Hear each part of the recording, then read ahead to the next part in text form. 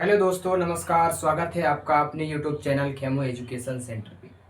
और आप सब कैसे हैं? मैं आशा करता हूँ आप अच्छे होंगे, मस्त होंगे, ज़बरदस्त होंगे। तो हमने देखा था प्रीवियस वीडियो में कार्बोहाइड्रेट का इंट्रोडक्शन क्या था, हमने समझा, उसका क्लासिफिकेशन समझा है, पूरा डिटेल के साथ समझा है। और आज का जो हमारा टॉपिक है वो है मेटाबॉलिज्म ऑफ कार्बोहाइड्रेट। यानी कि जो हम कार्बोहाइड्रेट युक्त चीज़ें जो खाते हैं, जो हम पीते हैं, है ना, तो वो उसका मेटाबॉलिज्म यानी कि उसका पाचन या अपापचय, है ना, कैसे होता है, तो इस चीज़ को अपन आज समझते हैं। ओके, तो थोड़ा सा अपन मेटाबॉलिज्म ऑफ कार्बोहाइड्रेट का इंट्रोडक्शन देखते हैं कि once Once in the bloodstream, absorbed nutrients are distributed to the cells of the body, where are undergo many remarkable changes। यानी कि क्या कह रहा है ये कि हमारा जो न्यूट्रिएंट्स है ना, इसका थोड़ा इंट्रोडक्शन है। इंट्रोडक्शन, जो हम न्यूट्रिएंट्स लेते हैं, न्यूट्रिएंट्स या फिर कार्बोहाइड्रेट, है ना, क्या लेते हैं, न्यूट्रिएंट्स या कार्बोहाइड्रेट युक्त चीज़ें अपन लेते हैं, तो क्या होता है, वह डायरेक्टली क्या कहाँ पे जाता है, ब्लड में एब्जॉर्ब होने लगता है ना। डायरेक्टली ब्लड में एब्जॉर्ब तो होता है, लेकिन उसके भी कुछ एक स्टेप्स हैं, कुछ प्रोसेस के थ्रू वह हमारे ब्लड में एब्जॉर्ब होकर के वो क्या करता है, हमें एनर्जी प्रोवाइड करता है। ओके, हमारे बॉडी को डिस्ट्रीब्यूट करता है, बांटता है। कार्बोहाइड्रेट वह कुछ प्रोसेस करके टूटता है, ब्रेक होता है, और वह ब्रेक होकर के हमें एनर्जी के रूप में वो हमारी बॉडी को प्रोवाइड करता है। ओके, तो कुछ न्यूट्रिएंट्स ऐसे हम लेते हैं जो हमारे लिए इम्पोर्टेंट्स होते हैं। इसके बाद फिर क्या होता है कि where they undergo many remarkable changes, यानी कि इनको जो मेटाबॉलिज्म है इसको भी अलग अलग कई रिमार्क के अनुसार इसे डिवाइड किया गया है। तो जो मेटाबॉलिज्म होता है ये दो प्रोसेस से होता है ना। इसका कार्बोहाइड्रेट का मेटाबॉलिज्म दो प्रोसेस, एक होता है क्या, कैटाबॉलिज्म, एक होता है एनाबॉलिज्म, और दूसरा होता है क्या, कैटाबॉलिज्म। ओके, एनाबॉलिज्म का मतलब होता है जो इसमें हमें एनर्जी की रिक्वायरमेंट होती है ना, energy requiring synthesis of new complex organic compound, anabolism. Okay, मतलब कि हमें जो एनर्जी की रिक्वायरमेंट होती है ना, जिस एनर्जी की, या फिर हमें एनर्जी की जो इंपॉर्टेंट होती है, अगर हम किसी भी काम कर रहे हैं, कोई भी वर्क कर रहे हैं, तो हमें एनर्जी की जरूरत तो पड़ेगी ही पड़ेगी, है ना। तो जब एनर्जी की रिक्वायरमेंट होती है तो वह एक नए, मतलब कि न्यू कॉम्प्लेक्स ऑर्गेनिक कंपाउंड को क्या करता है, वो सिंथेसाइज करता है ना, न्यू ऑर्गेनिक कंपाउंड को, न्यू ऑर्गेनिक कंपाउंड को वो क्या करता है, बनाता है, कंपाउंड को या फिर कॉम्प्लेक्स को वो बनाता है। वो क्या कहलाता है, हमारा एनाबॉलिज्म। और जो कैटाबॉलिज्म होता है वह energy releasing degradation of absorb nutrition to simple end product such as carbon dioxide and water. Catabolism का मतलब होता है एनर्जी, मतलब एनर्जी को रिलीज करना। जैसे एनर्जी को हम रिलीज कर रहे हैं, जैसे कि अपन जैसे दौड़ रहे हैं, है ना, दौड़ रहे हैं, दौड़ते दौड़ते बहुत आ रहे हैं, एकदम से थक जाते हैं, है ना। जब दौड़ते हैं तो अपन सांस कैसे लेते हैं, कुछ इस तरीके से लेते हैं, है ना। तो अपन जो सांस को जो है बाहर कर रहे हैं, तो क्या सांस को बाहर कर रहे हैं, मतलब CO2 को बाहर कर रहे हैं। CO2 यानी कार्बन डाइऑक्साइड, है ना। CO2 को क्या कर रहे हैं, अपन बाहर कर रहे हैं। जब CO2 को बाहर करते हैं तो क्या होता है, वहां पे हमारा एनर्जी का लॉस होता है, एनर्जी वहां पे रिलीज होता है। तो जहां पे हमें एनर्जी का रिलीज हो रहा है और हमें यहाँ पे रिक्वायरमेंट हो रही है, रिक्वायरमेंट यानी एनाबॉलिज्म, और उसकी जो उसी एनर्जी को अपन रिलीज करना यानी कि कहलाता है क्या, कैटाबॉलिज्म। ओके, नेक्स्ट देखते हैं, much of the dietary carbohydrate is converted to fat and constantly metabolism as fat. यानी कि जो कार्बोहाइड्रेट होता है, कार्बोहाइड्रेट अपन डाइट के थ्रू लेते हैं, है ना, कार्बोहाइड्रेट डाइट के थ्रू लेते हैं, तो उनमें फिर कार्बोहाइड्रेट क्या होता है, फैट और कुछ फैट और कुछ कॉन्स्टेंटली मेटाबोलाइज्ड होकर के वह फैट में कन्वर्ट हो जाता है। जब फैट में कन्वर्ट हो जाता है तो यह कार्बोहाइड्रेट है ना, इसका जो कार्बोहाइड्रेट का जो major function of carbohydrate in metabolism, okay, यानी कि जो मेटाबॉलिज्म में इसका कार्बोहाइड्रेट का जब मेटाबॉलिज्म होता है तो इसका जो मेजर फंक्शन यानी कि सबसे बड़ा रोल किसमें होता है, वो होता है oxidize and provide energy other metabolic process के थ्रू हमें क्या मिलता है, फ्यूल मिलता है। क्या मिलता है, फ्यूल। ठीक है, metabolism is a fuel to be oxidize and provide energy, यानी कि वह फैट जो होता है हमको जो फैट मिला है वह फैट ऑक्सीडाइज हो करके और हमको क्या करता है, वो एनर्जी प्रोवाइड करता है। ओके, एनर्जी प्रोवाइड करता है और यह अदर मेटाबॉलिक प्रोसेस के थ्रू आती है। ओके, समझ में आया इतना। और साथ ही साथ है ना, इसी में है इंट्रोडक्शन है, ये थोड़ा सा समझ लेते हैं, इसके बाद फिर नेक्स्ट बढ़ेंगे, है ना। तो साथ ही साथ फिर हमारे जो क्या होते हैं, ग्लूकोज हो गया, गैलेक्टोज हो गया, है ना, गैलेक्टोज हो गया और माल्टोज हो गया, फ्रैक्टोज हो गया। तो ये चीज भी जैसे कि क्या होता है, एक फ्रैक्टोज होता है, क्या होता है, fructose plus galactose, fructose plus galactose, यानी कि ये दोनों को जो है कार्बोहाइड्रेट, यानी कि ये दोनों ही कार्बोहाइड्रेट क्या करते हैं, यूटिलाइज होकर के, है ना, रेडली होकर के, यूटिलाइज होकर के ये क्या बनाते हैं, ग्लूकोज में कन्वर्ट हो जाते हैं। ओके, ये दोनों आपस में रिड्यूस होकर के या फिर रिडेली होकर के ये ग्लूकोज में कन्वर्ट हो जाते हैं। ओके, कन्वर्ट होने के बाद फिर हमको वह क्या मिलता है, हमें ग्लूकोज के फॉर्म में मिलता है। और ग्लूकोज में जब ये कन्वर्ट ग्लूकोज के रूप में जब ये कन्वर्ट होता है तो इस ग्लूकोज में कन्वर्ट होने पर जिसका रोल होता है वो होता है किसका, लीवर का। किसका रोल होता है, लीवर का। लीवर के द्वारा ही ये है ना, बाय द लीवर के द्वारा ही फ्रैक्टोज और गैलेक्टोज ग्लूकोज में कन्वर्ट हो जाते हैं। ठीक है, जब ग्लूकोज लीवर में कन्वर्ट हो जाता है, लीवर के द्वारा कन्वर्ट हो जाता है, तो carbohydrate is utilized by cell mainly in the form of glucose. यानी कि क्या होता है कि जब हम भाई कार्बोहाइड्रेट लिए, है ना, तो कार्बोहाइड्रेट यानी कि हमें एनर्जी की जरूरत है ना, यानी कि ग्लूकोज चाहिए, हमें ग्लूकोज चाहिए। तो क्या होता है, हमें हमारे बॉडी में बहुत सी सेल्स हैं, मैनी सेल्स, है ना, मैनी सेल्स को भी एनर्जी की जरूरत होती है, एनर्जी की रिक्वायरमेंट होती है, एनर्जी की उनको नीड होती है।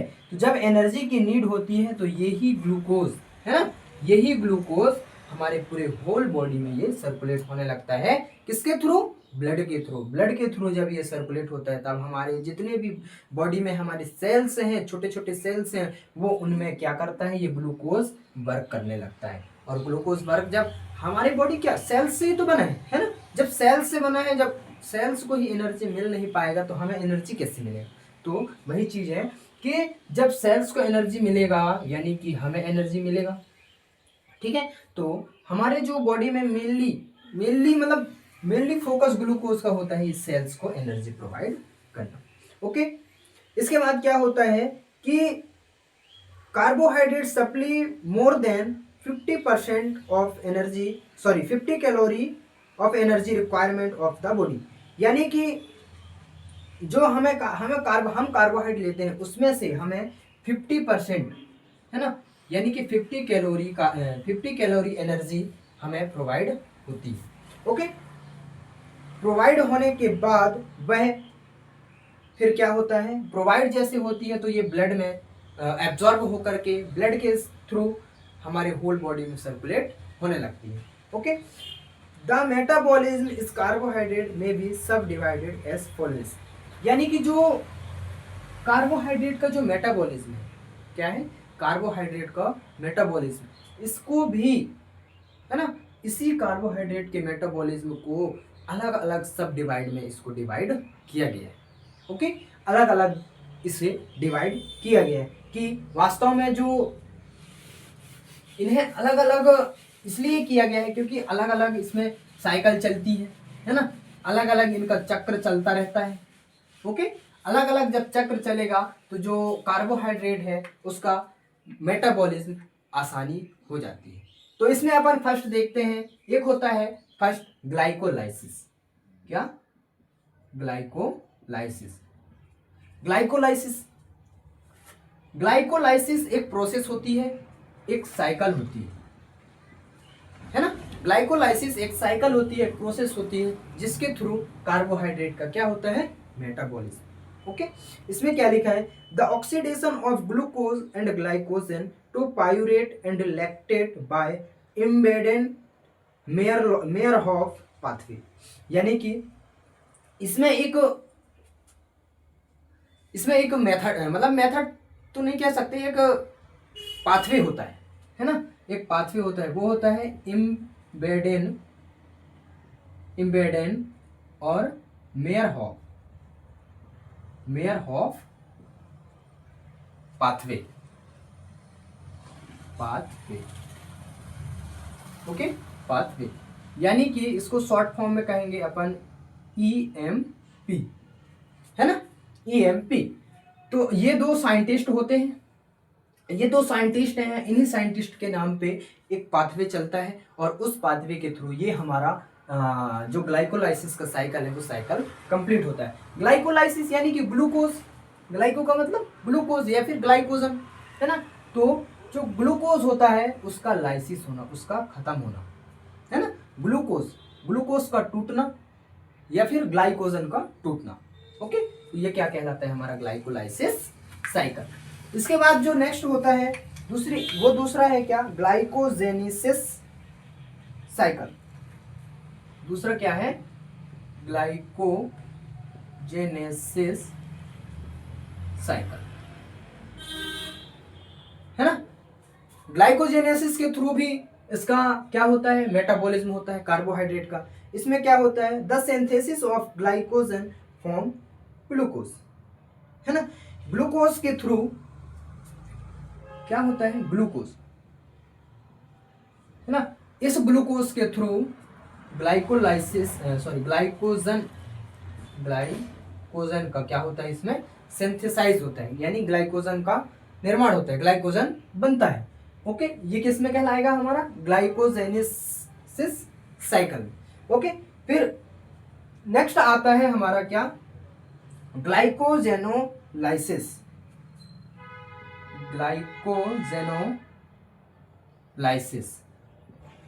ग्लाइकोजेनोलाइसिस ये भी एक साइकिल है, ये भी एक चक्र होता है ना, ये भी एक प्रोसेस होती है। तो इस प्रोसेस के थ्रू, है ना, इस प्रोसेस के थ्रू जो यहाँ पे ग्लूकोज से क्या बना है? हमारा ग्लाइकोजन, है ना।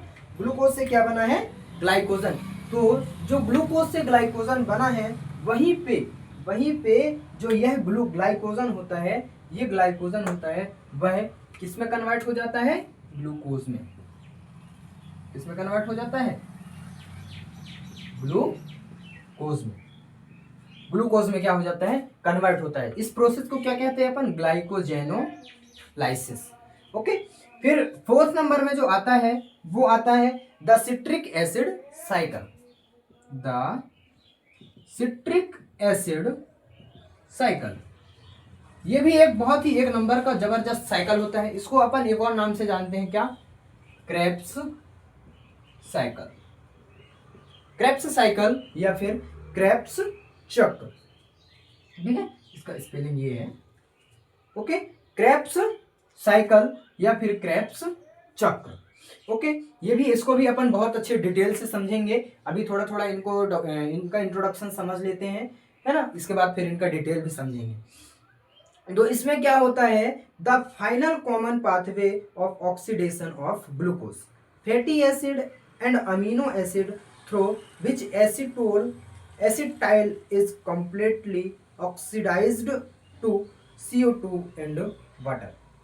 ओके, फिर यहाँ क्या होता है? मतलब फाइनल पाथवे, है ना, the final common pathway, the final common pathway of oxidation of glucose, यानी कि यहाँ पर जो हमारे ये ग्लूकोज यहाँ पे बना है ना, जो ग्लूकोज बना है, तो जो ग्लूकोज बना है, तो यहाँ पे आकर के यह ग्लूकोज का फाइनली ऑक्सीडेशन होने लगता है। अब और फाइनली ग्लूकोज का जब ऑक्सीडेशन होगा तो तभी तो हमें एनर्जी मिलेगी, है ना, तभी तो हमें एनर्जी मिलेगी। और जैसे कि इसमें अपन फर्स्ट में देखे थे क्या, फर्स्ट में क्या देखे थे हम, कैटाबॉलिज्म और एनाबॉलिज्म। तो एनाबॉलिज्म का मतलब हमें एनर्जी की रिक्वायरमेंट होना, और कैटाबॉलिज्म मतलब एनर्जी की हमें एनर्जी को हम रिलीज करना। और एनर्जी को अपन रिलीज कैसे करेंगे, CO2 यानी कि कार्बन डाइऑक्साइड के थ्रू। जैसे अपन ये क्या करें, अपन क्या कर रहे हैं, जो हमारे अंदर जो एयर है उसको अपन क्या रिमूव कर रहे हैं, यानी कि CO2 को अपन क्या कर रहे हैं, रिमूव कर रहे हैं, यानी कि क्रेब्स साइकिल इसी पे बेस्ड होता है। फिर जो फिफ्थ नंबर पे है वो है the hexose monophosphate shunt, the hexose monophosphate shunt. Okay, ये भी एक प्रोसेस होती है ना, ये भी एक प्रोसेस होती है। इसका मतलब होता है कि जो इम्बेडेन मेयरहॉफ जो पाथवे देखे हैं, है ना, ये भी उसी से बेस्ड होता है। जैसे इसमें चलता है क्या, ग्लाइकोलाइसिस में इम्बेडेन एंड मेयरहॉफ पाथवे, है ना, इम्बेडेन मेयरहॉफ पाथवे, दो साइंटिस्ट हैं। इन्हीं साइंटिस्ट के बेस पे जो हमारा फिफ्थ नंबर की प्रोसेस है वो कंप्लीट होती है। ओके, अब हम समझ लेते हैं क्या इसके बारे में थोड़ा सा, ग्लाइकोलाइसिस। ओके, ग्लाइकोलाइसिस देखते हैं कि वास्तव में जो ग्लाइकोलाइसिस है ये अपना प्रोसेस कैसे कंप्लीट करती है। देखो दोस्त, अगर आगे बढ़ना है तो आपको तो पढ़ना तो पड़ेगा ही पड़ेगा, 100% बता दिया मैं। अगर आप आगे बढ़ना चाहते हैं तो आपको समय देना होगा। और देखो एक बात और बता दो, किसी भी चीज को आप पाना चाहोगे, किसी भी चीज को आप हासिल करना चाहोगे तो वो तो सफलता समय मांगती है। इसलिए पढ़ो और आगे बढ़ो। ओके, तो हम समझ रहे थे क्या, ग्लाइकोलाइसिस साइकिल। हाँ, एक बात और बता देता हूँ, जो इसकी प्रिपेयर नोट्स आपको चाहिए तो जो हमारा नंबर दिया गया है उसमें आप कांटेक्ट कर सकते हैं, तो आपको मैं पूरा नोट्स इसका प्रोवाइड कर दूंगा। ओके, ठीक है। फिर क्या होता है ग्लाइकोलाइसिस साइकिल। इससे पहले अपन थोड़ा सा समझ लेते हैं कि सेलुलर रिस्पायरेशन थोड़ा सा है, ओनली 2 मिनट लगेंगे, 2 से 3 मिनट लगेंगे, है ना, 2 से 3 मिनट लगेंगे। फिर इसके बाद अपन पूरा इसका साइकिल समझेंगे एक, है ना। तो क्या होता है सेलुलर रिस्पायरेशन, जैसे कि हम सांस लेते हैं, है ना, जैसे कि सांस लेते हैं, हम क्या है, ह्यूमन, हम सांस लेते हैं, सांस छोड़ते हैं, यानी कि ह्यूमन रिस्पायरेशन हुआ। रिस्पायरेशन का मतलब सांस लेना और सांस को छोड़ना, तो ये क्या कहलाता है, एक रिस्पायरेशन। लेकिन ये किस में हो रहा है, ह्यूमन में, तो ह्यूमन में हो रहा है मतलब ह्यूमन रिस्पायरेशन। और सेलुलर रिस्पायरेशन मतलब कि सेलुलर का मतलब क्या हो गया, सेल्स में रिस्पायरेशन। सेल्स भी तो सांस लेते हैं भाई, तभी तो हम जीवित हैं, नहीं कैसे रहेंगे। सेल्स भी एक्टिव है हमारी बॉडी में, तो वो भी सांस लेते हैं, यानी कि सेलुलर रिस्पायरेशन। लेकिन इसमें 2 कंडीशन होती है। एक कंडीशन कौन सी होती है, एक कंडीशन एरोबिक कंडीशन और दूसरा एनएरोबिक कंडीशन, है ना, एरोबिक और एनएरोबिक। इसी प्रोसेस के थ्रू सेलुलर रिस्पायरेशन होती है। एरोबिक का मतलब ऑक्सीजन की रिक्वायरमेंट होना, है ना, ऑक्सीजन की रिक्वायरमेंट होना, और एनाएरोबिक मतलब CO2 की रिक्वायरमेंट। ओके, यानी कि ऑक्सीजन की एब्सेंट, है ना, ऑक्सीजन की एब्सेंट यानी CO2 की रिक्वायरमेंट। ओके, थोड़ा सा देखते हैं। Cellular respiration means carbohydrate molecules break down into ATP inside the cell. Okay, यानी कि जो सेलुलर रिस्पायरेशन होता है, इस सेलुलर रिस्पायरेशन का जो मतलब होता है वो होता है कि कार्बोहाइड्रेट टूटकर, है ना, कार्बोहाइड्रेट ब्रेक डाउन होकर टूटकर वह एटीपी, एटीपी का मतलब क्या होता है, एटीपी, एटीपी का क्या करते हैं, वो निर्माण करते हैं। ATP adeno tea try P phosphate, okay, ये होता है एडिनो ट्राई फॉस्फेट। ओके, तो जो सेलुलर रिस्पायरेशन का मतलब यही है, कार्बोहाइड्रेट ब्रेक डाउन होकर के वह विघटन होकर के वह टूट करके एक एटीपी का निर्माण करती है। ओके, जब एटीपी का निर्माण करती है तो इसमें बताया मैं क्या, दो कंडीशन, कौन कौन से कंडीशन, एरोबिक कंडीशन और एनारोबिक कंडीशन, यानी कि एरोबिक रिस्पायरेशन और एनारोबिक रिस्पायरेशन। ठीक है, तो इसमें देखते हैं, this is in this type need oxygen, बताया ना ऑक्सीजन की रिक्वायरमेंट, है ना, ऑक्सीजन की requirement and produce more energy, है ना। भाई देखो अपन क्या करते हैं, हमें क्या चाहिए, ऑक्सीजन रिक्वायरमेंट चाहिए, है ना। जब हमें ऑक्सीजन चाहिए, ऑक्सीजन की हमें जरूरत होगी, हमारे सेल्स को जरूरत होगी ऑक्सीजन की, यानी हमको ही ऑक्सीजन की जरूरत होगी, है ना। जब हमें ऑक्सीजन की जरूरत होगी, एनर्जी भी तो मिलेगी भाई, है ना। तो एनर्जी वो कितनी मिलती है, 36 एटीपी हमें मिलती है ना। यही कार्बोहाइड्रेट, है ना, ये कार्बोहाइड्रेट जब ब्रेक डाउन होता है, जब टूटता है तो एटीपी का निर्माण करता है, और वह एटीपी हमें एरोबिक रिस्पायरेशन में जब हमें ऑक्सीजन की रिक्वायरमेंट होती है तो यह एटीपी 36 एटीपी के रूप में हमें मिलती है। और 36 एटीपी के रूप में जब हमको मिलती है, एनर्जी हमें मिलती है, 36 एटीपी के रूप में हमें एनर्जी मिलती है, क्या, मोर एनर्जी, यानी कि ज्यादा एनर्जी 36 एटीपी के रूप में मिलती है, तो वह एक एंड प्रोडक्ट के रूप में पायरुविक एसिड का फॉर्म बनता है। एंड प्रोडक्ट के रूप में पायरुविक एसिड बनाता है। ओके, अब फिर क्या होता है नेक्स्ट, फर्स्ट देखिए क्या, एरोबिक, अब नेक्स्ट देखते हैं क्या, anaerobic respiration. This process occur absence of oxygen, oxygen की एब्सेंस होना, यानी कि भाई ऑक्सीजन की जब एब्सेंट होगी तो हमें CO2 की रिक्वायरमेंट तो होगी, है ना। तो CO2 की जब रिक्वायरमेंट होगी तो हमारा एनर्जी यहाँ पे क्या होगा, लॉस होगा, है ना। जब ऑक्सीजन की यहाँ एब्सेंट होगी, ऑक्सीजन हमें मिलेगा ही नहीं, तो एनर्जी भाई हम हारे थके, थक गए, कहीं सो गए, आए कहीं, मान लो कि बात सुबह मॉर्निंग वॉक में जाते हैं, है ना, सॉरी मॉर्निंग वॉक में अपन चलते हैं, तो मॉर्निंग वॉक में चलते हैं तो दौड़ते हैं, घूमते हैं, फिरते हैं, अच्छा घूम के तो जैसे ही घर पहुंचते हैं तो अपन, हमें क्या, रिलैक्स चाहिए होता है, रिलैक्स, ओके, रिलैक्स चाहिए होता है। तो जब रिलैक्स हमको चाहिए तो वहाँ पे CO2 का क्या होने लगता है, अपन लंबी लंबी सांसें लेते रहते हैं, कैसे, कुछ इस तरीके से अपन सांस लेते हैं। तो जब हम सांस लेंगे तो हमारी एनर्जी क्या हो रही है, लॉस हो रही है ना, एनर्जी लॉस हो रही है। और हमारी जब एनर्जी लॉस होती है वो होती है 1 से 2 ATP के रूप में, है ना, 1 से 2 ATP के रूप में एनर्जी लॉस होती है, और यह एंड प्रोडक्ट के रूप में लैक्टिक एसिड बनाता है। Okay, lactic acid and product के रूप में यह लैक्टिक एसिड बनाता है।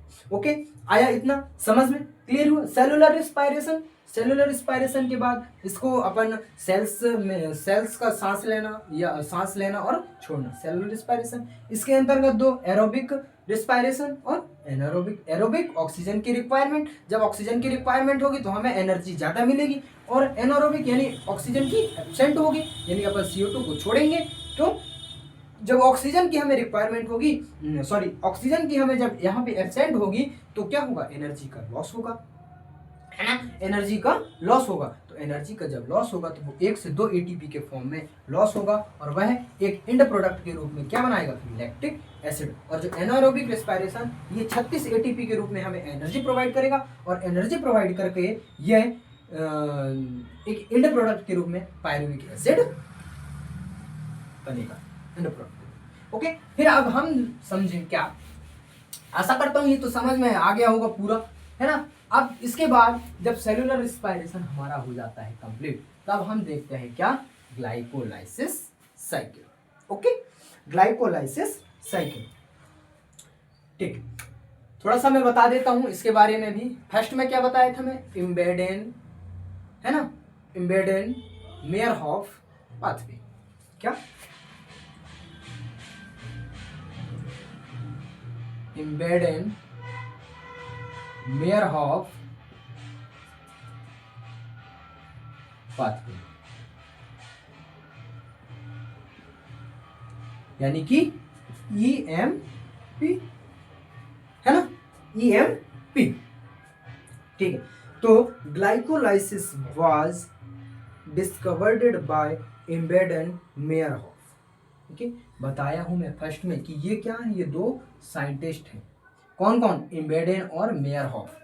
इम्बेडेन और मेयरहॉफ ये दो साइंटिस्ट हैं। इन्हीं दो साइंटिस्ट ने ग्लाइकोलाइसिस नाम दिया।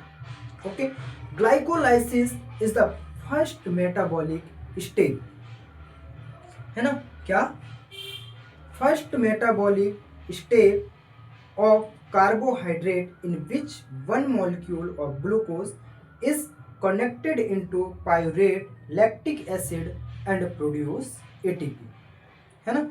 यानी कि यहां पे क्या है, ग्लूकोज,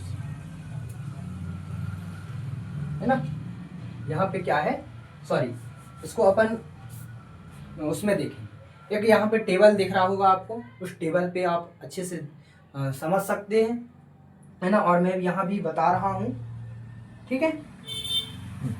तो जो कार्बोहाइड्रेट होता है ना, जो कार्बोहाइड्रेट होता है, और इस कार्बोहाइड्रेट में जो ग्लाइकोलाइसिस साइकिल होती है ना, इस ग्लाइकोलाइसिस साइकिल का जो फर्स्ट मेटाबॉलिक स्टेप होता है ना, फर्स्ट मेटाबॉलिक स्टेप होता है, वह कार्बोहाइड्रेट का जो छोटा मॉलिक्यूल्स है, क्या है, छोटा मॉलिक्यूल्स, ग्लूकोज, वहां दिख रहा है ना, ग्लूकोज।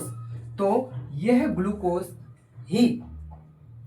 ग्लूकोज ही कनेक्ट होकर के किसके साथ, पायूरेट एंड लैक्टिक एसिड के साथ, है ना, पायूरेट एंड लैक्टिक एसिड के साथ ये कनेक्ट होकर के एटीपी का क्या करता है, ये एटीपी को प्रोड्यूस करता है, एटीपी को निर्माण करता है। बाजू में आप देख लेंगे और क्लियर से समझ में आ रहा है, ठीक है। तो जो ग्लाइकोलाइसिस साइकिल होता है, जो ग्लाइकोलाइसिस प्रोसेस होती है, ये 10 स्टेप में कंप्लीट होता है। 10 स्टेप में तो कंप्लीट होगा, लेकिन इसमें भी मेनी एंजाइम्स, यानी कि कई प्रकार के एंजाइम्स वर्क करते हैं इसमें, है ना, कई प्रकार के एंजाइम्स इसमें वर्क करेंगे। और सबसे मेन रोल यहाँ पे होता है किसका, ग्लूकोज का। किसका होता है मेन रोल, ग्लूकोज का। ओके, तो अपन इसका फर्स्ट स्टेप देखते हैं। Glucose react with hexose kinase by using ATP and convert into glucose 6 phosphate, है ना। यहाँ पे मैं बता देता हूँ, फर्स्ट स्टेप हमारा क्या कहता है कि ग्लूकोज, है ना, ये क्या है, ये हमारा ग्लूकोज, यह ग्लूकोज किसकी उपस्थिति में, हेक्सोज, उधर बाजू में भी आप देख रहे हैं, अच्छे से समझ लीजिए, है ना, डायग्राम दिख रहा है आपको, हेक्सोस काइनेज, है ना, हेक्सोस काइनेज की उपस्थिति में, ये क्या है, काइनेज, एज वर्ड जहां आ जाए सोचो वो क्या है, एंजाइम। क्या है वो, एंजाइम। एज शब्द अगर लास्ट में आ गया, है ना, उसमें बताया हूं मैं प्रीवियस वीडियो में, ओज शब्द, ओज यानी कि ग्लूकोज, फ्रैक्टोज, माल्टोज, है ना, और एज शब्द एमाइलेज, काइनेज, है ना। तो ये क्या है, ये एंजाइम्स होते हैं, है ना। तो जो हेक्सोस काइनेज एंजाइम की उपस्थिति में, प्रेजेंस में ग्लूकोज 6 फॉस्फेट बनाता है। ओके, ग्लूकोज 6 फॉस्फेट बनाता है किसकी उपस्थिति में? हेक्सोस काइनेज की उपस्थिति में, है ना। जब हेक्सोस काइनेज की अब हेक्सोस काइनेज एंजाइम कहां से मिलेगा हमें? एटीपी, एटीपी के थ्रू मिलेगा। किसके थ्रू मिलेगा? एटीपी, एटीपी के थ्रू। एटीपी से जब यह एडीपी में कन्वर्ट होगा, ADP adeno triphosphate and adeno diphosphate, है ना, adeno triphosphate adeno diphosphate. तो जब एटीपी एडीबी में कन्वर्ट होगा तो यह हेक्सोकाइनेज की उपस्थिति में ग्लूकोज 6 फॉस्फेट में कन्वर्ट हो जाता है। ये कौन सा कहलाया हमारा? First step. Okay, second step देखते हैं अपन। सेकेंड स्टेप में क्या है? ग्लूकोज 6 फॉस्फेट, ये ग्लूकोज 6 फॉस्फेट है ना, ये ही ग्लूकोज 6 फॉस्फेट अगेन यानी कि फिर से रिएक्ट विथ फॉस्फोग्लूकोज सोमरेज, है ना, रिएक्ट विथ, ये रिएक्ट करता है किसके साथ? ग्लूकोज सोमरेज, है ना, सॉरी फॉस्फोग्लूकोज सोमरेज, फॉस्फोग्लूकोज सोमरेज। इधर देख रहे हैं आप, डायग्राम में भी देख लीजिए फर्स्ट में, है ना। सेकेंड स्टेप हमारा क्या कहता है कि यही ग्लूकोज 6 फॉस्फेट फॉस्फोग्लूकोज सोमरेज के प्रेजेंस में फ्रक्टोज 6 फॉस्फेट में कन्वर्ट हो जाता है। ओके, किसमें बनता है ये? फॉस्फेट, सॉरी फ्रक्टोज 6 फॉस्फेट में। ओके, फॉस्फेट में ये फ्रक्टोज 6 फॉस्फेट में क्या हो जाता है? ये कन्वर्ट हो जाता है किसकी उपस्थिति में? फॉस्फोग्लूकोज सेमरेज। सेमरेज यानी कि एक एंजाइम है, यहाँ पे एंजाइमेटिक रिएक्शन होती है, एंजाइमिक क्रिया होती है। जब एंजाइमिक क्रिया होती है तो ये ग्लूकोज 6 फॉस्फेट किस में कन्वर्ट होगा? फ्रक्टोज 6 फॉस्फेट में। ओके, फिर नेक्स्ट देखते हैं क्या? थर्ड स्टेप हमारा क्या होता है? फ्रक्टोज 6 फॉस्फेट हमारा ये बन रहा है ना, ये बना हमारा थर्ड सेकेंड में। फर्स्ट में क्या बना हमारा? ये बना, है ना, ये फर्स्ट हो गया, सेकेंड हो गया। अब थर्ड स्टेप हमारा क्या कहता है? आप बाजू में भी देख लीजिए अच्छे से, अगर मेरा कहीं राइटिंग वर्क समझ में कम आ रहा हो तो बाजू में देख सकते हैं। वैसे मैं पूरा तो बोल रहा हूँ, है ना, और भाई आप तो सब मेडिकल स्टूडेंट हैं, मेडिकल फील्ड से हैं, मेरी लैंग्वेज तो समझ पा रहे होंगे ना? हाँ, सब समझ रहे होंगे, आशा करता हूं मैं। ठीक है, तो जो फ्रक्टोज 6 फॉस्फेट है ये फॉस्फोफ्रक्टोज काइनेज। ओके, कौन सी एंजाइम है यहाँ? फॉस्फोफ्रक्टोज काइनेज। ओके, क्या लिखा है ये? फॉस्फोफ्रक्टोज काइनेज। जैसे कि यहाँ ग्लूकोज 6 फॉस्फेट बना तो इसी से ही एंजाइम निकल रहा है। किससे एंजाइम निकलेगा? फॉस्फो, यानी कि इस फॉस्फेट से फॉस्फो आ गया, ग्लूकोज, ये इस ग्लूकोज से ग्लूकोज आ गया। ओके, तो यहाँ पे एंजाइमिक रिएक्शन होती जा रही। तो जब यहाँ एंजाइमिक क्रिया होती है फॉस्फोफ्रक्टोज काइनेज के प्रेजेंस में, किसके साथ? फ्रक्टोज 6 फॉस्फेट के साथ जब क्रिया होगा तो यह क्या बनाता है? Fructose 1,6 bis phosphate. क्या बनाता है?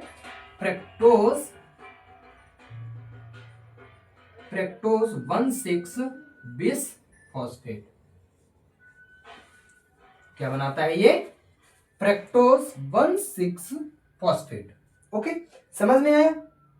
हाँ, और यहां पर भी एटीपी, है ना, एटीपी एडीपी के फॉर्म में चेंज हो जाती है।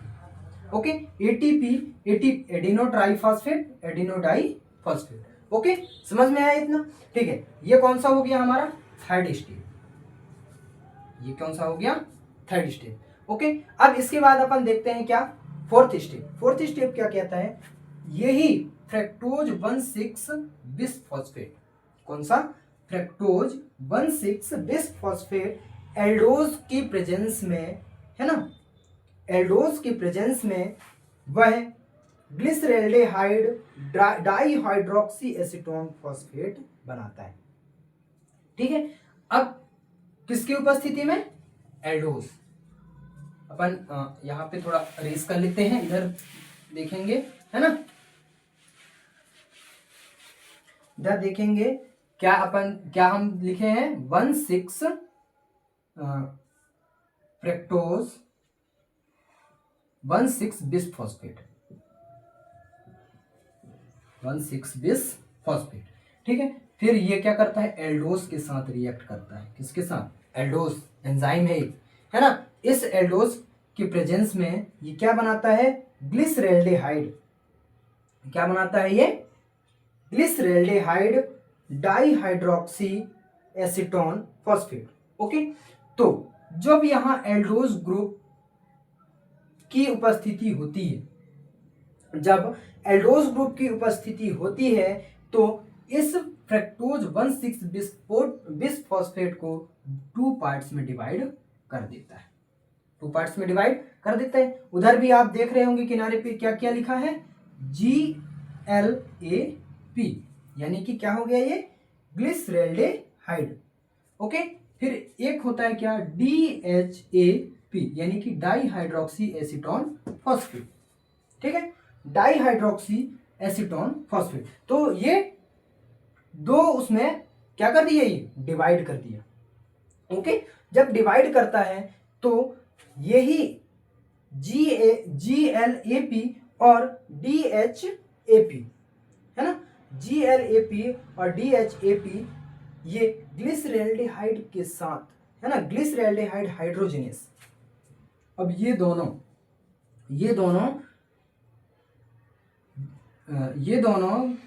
ग्लिसरैल्डिहाइड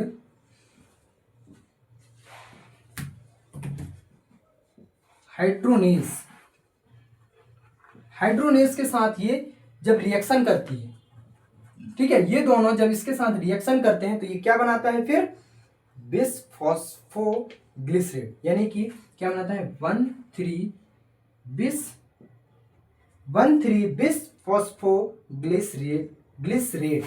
ओके, क्या बनाता है? 1,3 बिस्फॉस्फोग्लिसरेट। ओके, तो ये हमारा ये कहलाएगा कौन सा? 4th स्टेप, और ये हमारा कौन सा कहलाएगा? 5th step. Okay, 4th step, 5th step. तो हमारा 5th स्टेप में क्या बनता है? 1,3 बिस्फॉस्फोग्लिसरेट। ओके, इसके बाद अपन नेक्स्ट देखते हैं क्या? यही 1,3 बिस्फॉस्फोग्लिसरेट, है ना, 1,3 बिस्फॉस्फोग्लिसरेट, ये फॉस्फोग्लिसरेट काइनेज। क्या कौन सी एंजाइम आ रही है यहाँ पे? कौन सी एंजाइम आ रही है? Phosphoglycerate kinase. कौन सी? Phosphoglycerate kinase. इस एंजाइम के साथ रिएक्ट करके, है ना, इस एंजाइम के साथ जब रिएक्ट करता है तो ये 3-फॉस्फोग्लिसरेट में कन्वर्ट हो जाता है। ओके, किस में कन्वर्ट होता है? 3-फॉस्फोग्लिसरेट में। ओके, ग्लिसरेट में ये चेंज हो जाता है। ठीक है, जब ये चेंज होता है तो यहाँ पर बदल जाता है और ऊर्जा भी यहाँ पे उत्सर्जित होने लगती है। ठीक है, यानी कि एटीपी के जो मॉलिक्यूल्स हैं वो भी रिलीज होने लगते हैं। कहाँ पे? 6th स्टेप में। 3-फॉस्फोग्लिसरेट जहाँ पे बनता है वहां पे एटीपी भी वहां पे रिलीज होने लगती है। ठीक है, फिर नेक्स्ट देखते हैं, यही 3-फॉस्फोग्लिसरेट, है ना, यही 3-फॉस्फोग्लिसरेट किसके साथ रिएक्ट करता है? ये करता है फोइफोग्लिसरेट। Okay, phosphoglycerate म्यूटेस। कौन सा है ये? फॉस्फोग्लिसरेट म्यूटेस। क्या? फॉस्फोग्लिसरेट म्यूटेस के साथ ये रिएक्ट करता है, तो रिएक्ट करके 2-फॉस्फोग्लिसरेट बनाता है। ओके, क्या बनाता है ये? टू फॉस्फोग्लिसरेट बनाता है। ओके, टू फॉस्फोग्लिसरेट जब बनाता है, ये कौन सा हो गया हमारा 7 स्टेप। Okay, 7 step. अब हमारे कितने बचे 3 स्टेप और। अब बाजू में भी देख रहे हैं, अच्छा क्या बढ़िया दिख रहा है ना, उसमें आप समझ सकते हैं अच्छे से, क्लियरली समझ में आ रहा है उसमें। इसके बाद फिर 2 फॉस्फोग्लिसरेट जब यह एनोलेज के साथ रिएक्ट करता है, किसके साथ रिएक्ट करता है, किसके साथ रिएक्ट करता है भैया, यह है एनोलेज, किसके साथ, एनोलेज। कौन रिएक्ट करता है 2 फॉस्फोग्लिसरेट। 2 फॉस्फोग्लिसरेट एनोलेज के साथ जब रिएक्ट करता है तो फॉस्फोइनोपायूरेट बनाता है।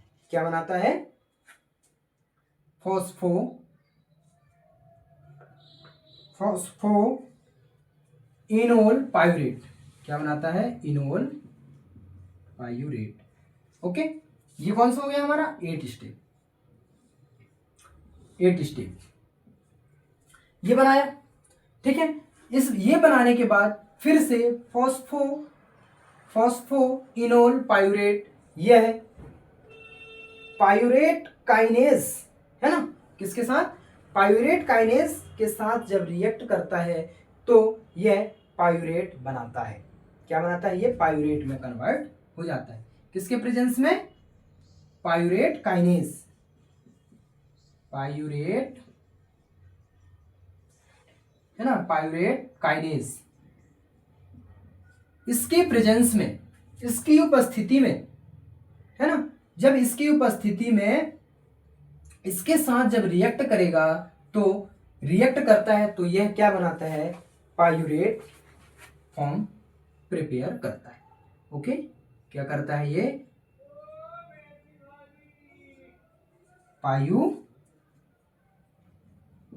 पायरुवेट, क्या, पायरुवेट।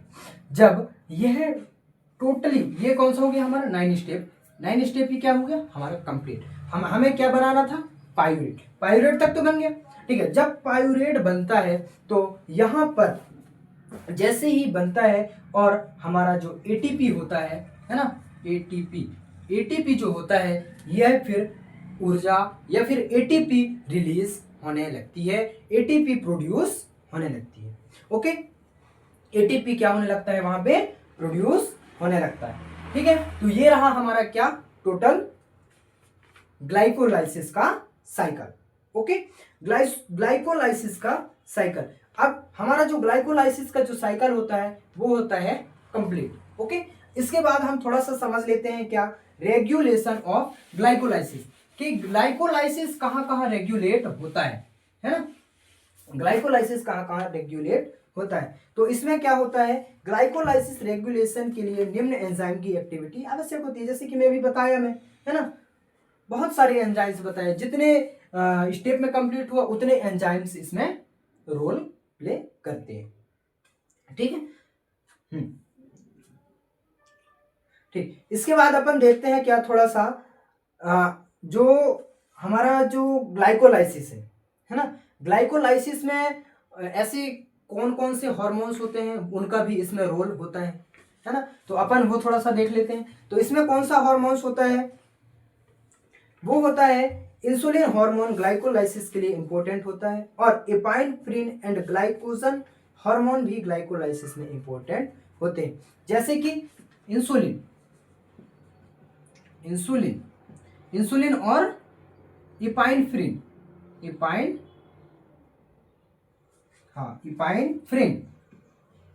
एपाइनेफ्रिन।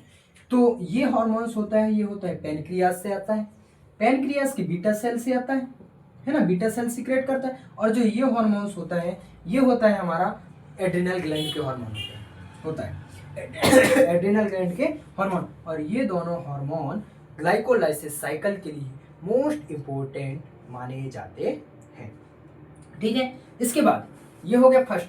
दूसरा क्या होता है कि इंसुलिन हेक्सोकाइनेज एंड ग्लूकोकाइनेज, जो कि ग्लूकोज को ग्लूकोज 6 फॉस्फेट में चेंज करता है या स्टिमुलेट करता है। यानी कि जो हमारा फर्स्ट स्टेप देखा है हमने, है ना, फर्स्ट स्टेप देखा है, उस स्टेप में जो हेक्सोकाइनेज एंजाइम है ना, हेक्सोकाइनेज एंड ग्लूकोकाइनेज एंजाइम होता है, यह ग्लूकोज को 6 फॉस्फेट में जब चेंज करता है, ग्लूकोज 6 फॉस्फेट में जब ये चेंज करता है, तो यहाँ पर भी इंसुलिन का रोल होता है, इंसुलिन हार्मोन का रोल होता है। अब इंसुलिन हार्मोन का रोल तो होता है, ठीक है। इसके बाद फिर से फॉस्फोकाइनेज फ्रक्टोज, मतलब कि कहना चाहिए कि टोटली जितने भी हमारा स्टेप कंप्लीट हो रहा है, इसके साइकिल में कंप्लीट हो रहा है, तो उस साइकिल को कंप्लीट करने के लिए हमारा सिर्फ ओनली 2 हॉर्मोन्स का मेन मोस्ट इंपॉर्टेंट रोल होता है। एक कौन सा, इंसुलिन बताया, और दूसरा इपाइनेफ्रिन। ओके, इपाइनेफ्रिन बताया।